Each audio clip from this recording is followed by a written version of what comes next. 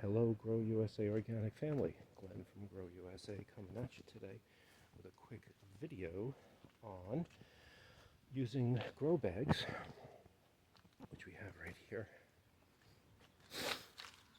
And I kind of like these guys. I don't really grab them by the handle. You know, they're once there's a plant in here, you know, that would kind of give a lot of movement. But as you can see, I've got one there, a few there. This one is not in that, but it's in a secured, not that one, that one. Oh, we got a pepper, yay. So basically, I take some of this new fertilizer I've been using, some of the coconut core, which I really like to make it nice and airy and separated, and then we grab one of our plants, you know, whatever. I'll take the tall guy here. These have been in the 4-inch planters for a while, so the root system is good. I'm just going to give these a little.